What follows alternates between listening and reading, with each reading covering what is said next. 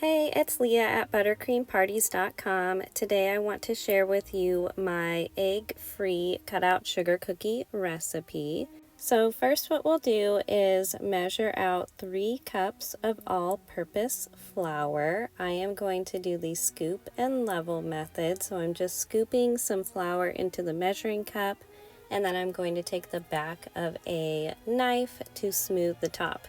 I like to do this over a separate bowl because at the end I can just pour this bowl of flour back into my bag, or I can pour it onto my counter when I'm rolling out the cookies.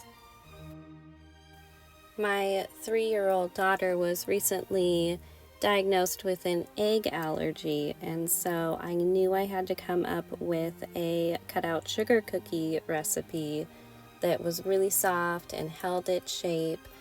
So that I could decorate my buttercream sugar cookies, also because I make them every year for my kids' birthdays, and so I didn't want her to miss out. This recipe is very similar to my standard, has eggs sugar cookie recipe, so I'm sure that I can do a lot of the recipes that I build on top of that, like my strawberry cutouts or my pumpkin cutouts, chocolate, and just use this egg replacement instead. So that's really exciting.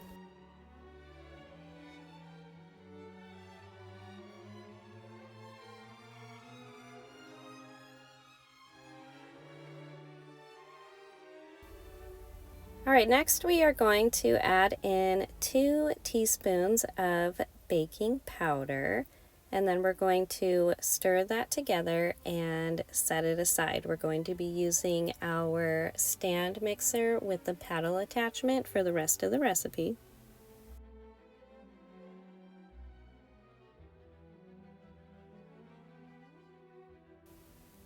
So first we will add in 1 cup of cubed cold salted butter. So we want this butter to be straight from the refrigerator. It helps reduce the chill time in the refrigerator before we bake them.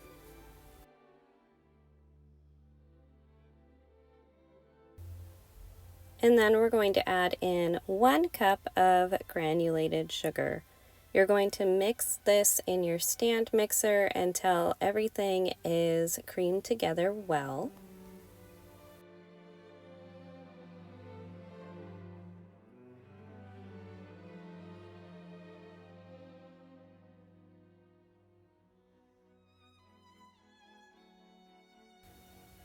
Then we're going to add in 1.5 teaspoons of vanilla extract. And then our egg replacer is simply going to be a 1/4 cup of vanilla yogurt. I'm using the Stonyfield vanilla probiotic yogurt.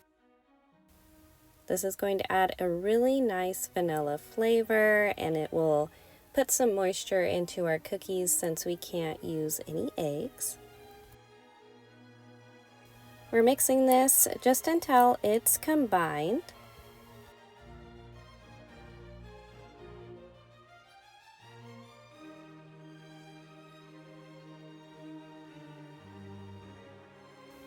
And then you're going to want to add in all of those dry ingredients that we had, the flour mixed with the baking powder. I like to do about half at a time just so less flies out over my mixer, but you can also just lay some plastic wrap over the top of your mixer as well.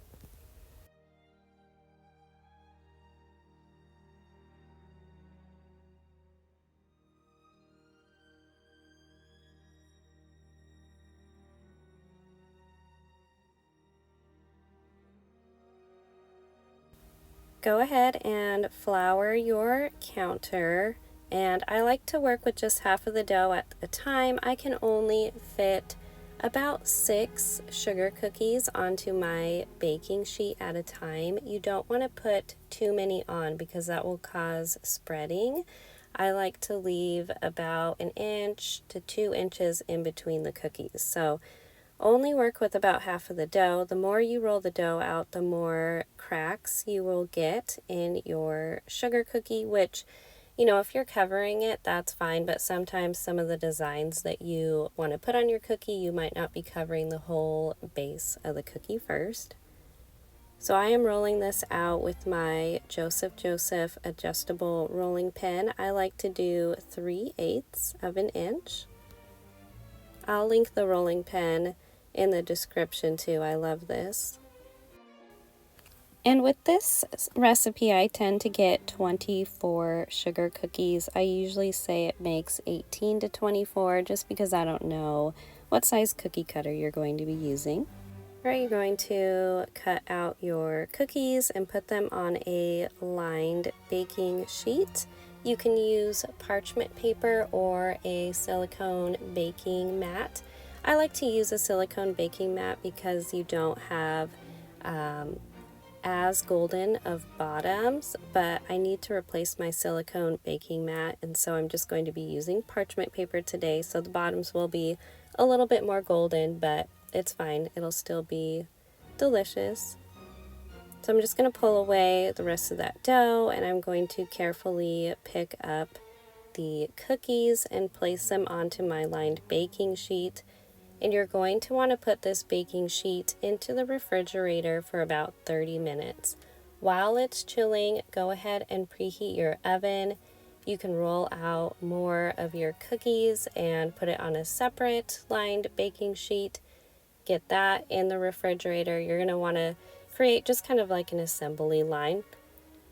You're going to preheat your oven to 350 degrees, and after the cookies have chilled in the refrigerator for about 30 minutes, you're going to cook them for 7 to 10 minutes until the tops of the cookie no longer look wet.